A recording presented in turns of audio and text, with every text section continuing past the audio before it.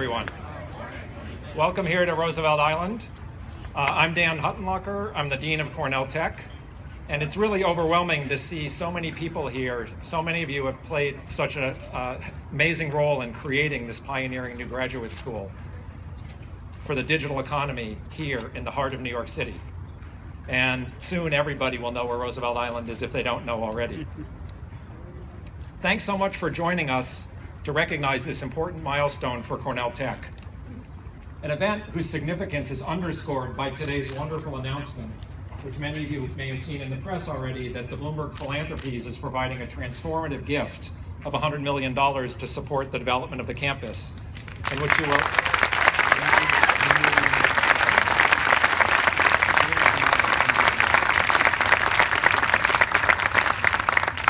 As you could see on your way to this beautiful park, construction of the campus is already well underway, and I'm happy to report that just in the last 2 weeks, we've completed the demolition of the old Goldwater Hospital, and construction is underway on all 3 of the programmatic buildings and on the campus utility infrastructure and building.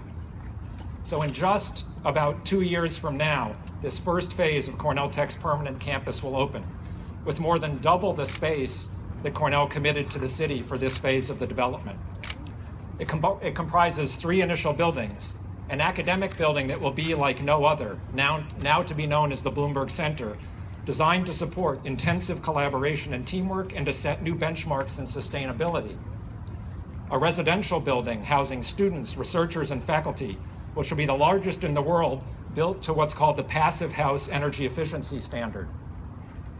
And the Bridge, a totally new kind of office space that brings together startups, established companies, and academics together under one roof.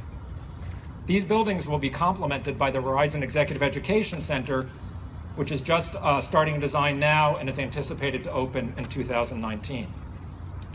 But we're not waiting for the physical campus here on Roosevelt Island to make Cornell Tech a reality. We're up and running in our temporary campus in space that was generously donated by Google in their building in Chelsea. Just a few weeks ago, we finished our 2nd full academic year and our 5th semester.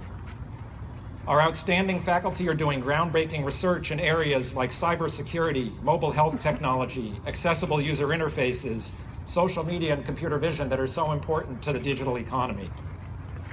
We graduated 75 students last month, including our first 2 PhD students.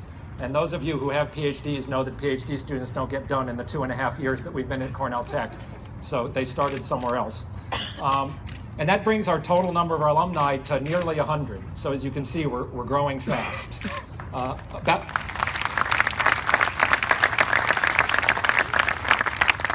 About half of this year's master's graduates received a Cornell M-Eng in computer science and half a tech-oriented Cornell Johnson MBA.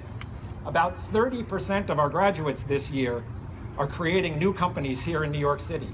And overall, well over half of our graduating students will be working in the city, helping drive the creation of new jobs, not just in the tech industry, but well beyond.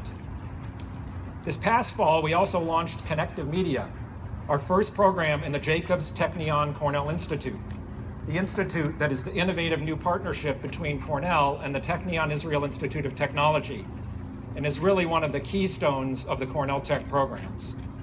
Connective Media is a 2-year master's program, so the first dozen students from that program won't graduate until next spring, but they're already doing tremendous things.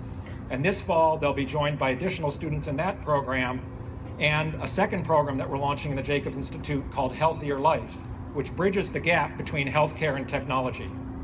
Students in these Jacobs Institute programs receive dual degrees from Cornell and from the Technion. For the first time this year, we also hosted a startup award competition for Cornell Tech students. This is a program where the winning teams receive pre-seed funding and free co-working space in the New York Times building for a year, thanks to philanthropic support from the Blackstone Foundation and from Forest City Ratner companies.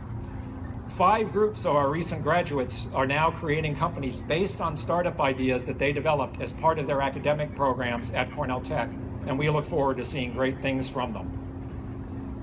We're engaged already with hundreds of companies and organizations in the city, from tiny startups to big corporations to the New York City Public Schools. And even though construction of this physical campus here is just starting, we're already working to be an active part of the community here on Roosevelt Island in our future home.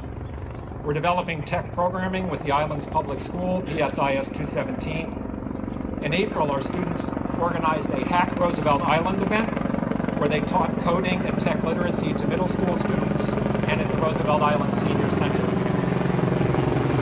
We spend time on the island every week at the Riva Gallery on Main Street, where anyone can walk in and talk to us about the campus.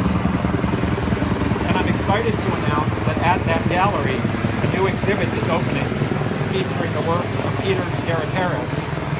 Peter is an acclaimed artist and Cornell alum whose innovative exhibitions can be seen in galleries around the world. And I'd especially like to thank the Eisenberg family for making this exhibit possible. And if you have time, I strongly suggest you go by the gallery while you're out here on the island or on your next trip out, which I'm sure will be soon. I'm so proud of where we've gotten thus far with Cornell Tech, but you've seen nothing yet. Just 4 years ago, we were in the middle of competing in the city's Applied Sciences Initiative.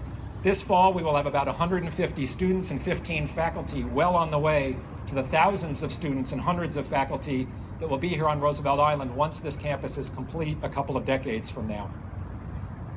We'll hear from several key people today, but there are so many of you here in the audience without whom Cornell Tech would not have been possible that I really want to take a moment to thank you all for what you've done so far and what I know you'll continue to do in moving this innovative new campus forward. I now have the honor of introducing our mayor, who from day one, Mayor Bill de Blasio, has been an incredible partner to Cornell Tech. He sees the potential of tech not just to drive the city's economy, but to bridge the digital divide and to help provide opportunity to everybody in New York. Mayor de Blasio understands the importance of broadening participation in the technology field and has led with his actions. He's assembled what I see as the most impressive group of female technology leaders in the country. Deputy Mayor Alicia Glenn, CTO Minerva Tantoko, and I know Minerva's sitting right there in the front, Tech Talent Pipeline Director Kristen Titus, Digital Director Jesse Singleton, are regularly engaged with us at Cornell Tech and with the tech community in New York City broadly, and they're just terrific collaborators. And thanks to the mayor's proposed ferry plan, we're looking into coming here to Roosevelt Island by boat, not too soon from now. Please join me in welcoming Mayor Bill de Blasio.